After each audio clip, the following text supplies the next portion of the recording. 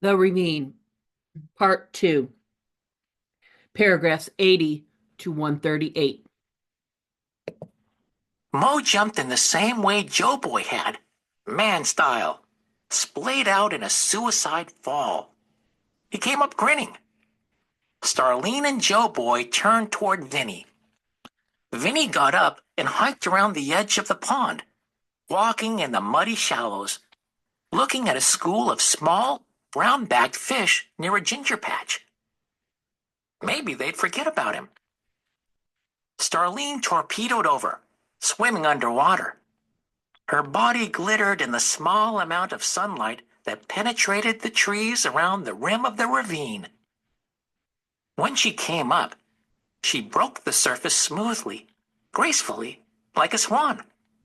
Her blonde hair sleeked back like river grass. She smiled a sweet smile. Joe Boy says you're afraid to jump. I didn't believe him. He's wrong, right? Vinny said quickly, Of course he's wrong. I just don't want to, that's all. The water's cold.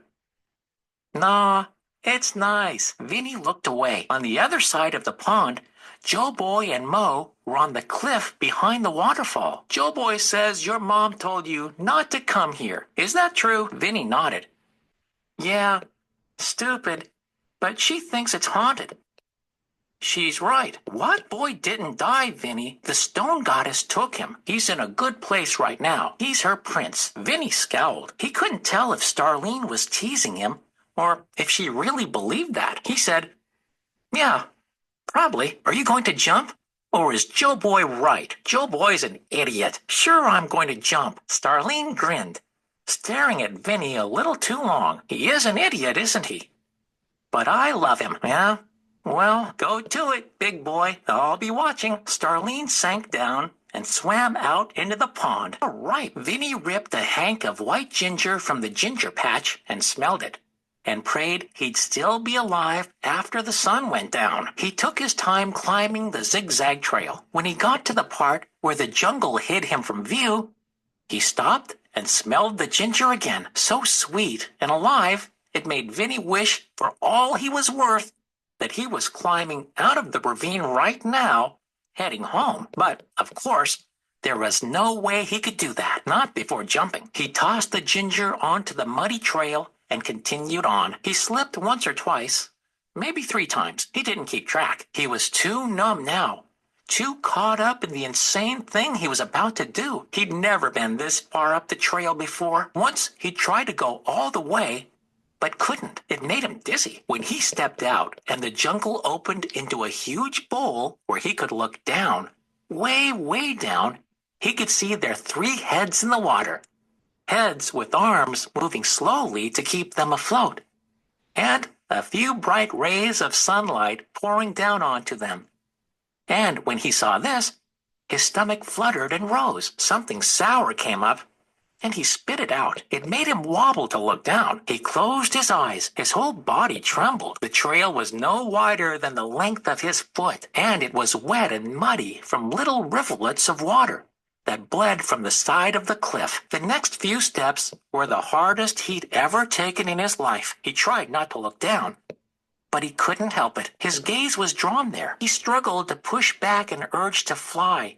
Just jump off and fly. He could almost see himself spiraling down like a glider, or a bird, or a leaf. His hands shook as if he were freezing. He wondered, had the dead boy felt this way? Or had he felt brave, like Starlene or Joe Boy or Mo, who seemed to feel nothing? Somebody from below shouted, but Vinny couldn't make it out over the waterfall, roaring down just feet beyond the ledge where he would soon be standing, cascading past so close its mist dampened the air he breathed. The dead boy had just come to the ravine to have fun, Vinny thought, just a regular kid like himself. Come to swim and be with his friends, then go home and eat macaroni and cheese and watch TV. Maybe play with his dog or wander around after dark. But he'd done none of that. Where was he? Inch by inch, Vinny made it to the ledge. He stood, swaying slightly, the tips of his toes one small movement from the precipice. Far below, Joe Boy waved his arm back and forth. It was dreamy to see.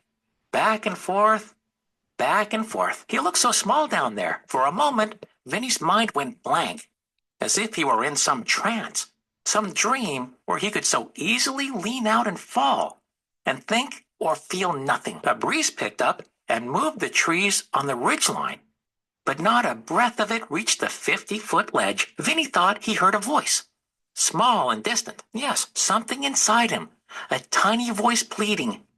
Don't do it. Walk away. Just turn and go and walk back down. I can't. Vinny whispered. You can, you can, you can. Walk back down. Vinny waited and waited. Joe Boy yelled. Then Starlene. Both of them waving. Then something very strange happened. Vinny felt at peace, completely and totally calm and at peace. He had not made up his mind about jumping, but something else inside him had. Thoughts and feelings swarmed, stinging him. Jump, jump, jump, jump. But deep inside, where the peace was, where his mind wasn't, he would not jump. He would walk back down. No, no, no, no. Vinny eased down and fingered up some mud and made a cross on his chest. Big and bold. He grabbed a leaf, stuck it in his mouth. Be calm. Be calm. Don't look down. After a long pause, he spit the leaf out and rubbed the cross to a blur. They walked out of the ravine in silence. Starlene, Joe Boy, and Mo far ahead of him. They hadn't said a word since he'd come down off the trail. He knew what they were thinking. He knew. He knew. He knew. At the same time, the peace was still there. He had no idea what it was, but he prayed it wouldn't leave him now. Prayed it wouldn't go away. Would never go away.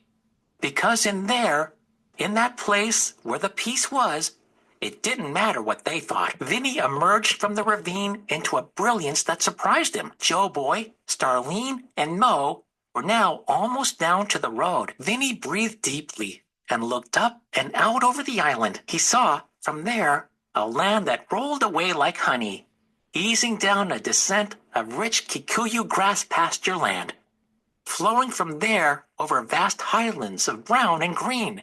Then, finally, falling massively to the coast and flat blue sea. He'd never seen anything like it. Had it always been here? This view of the island? He stared and stared, then sat, taking it in. He'd never seen anything so beautiful in all his life.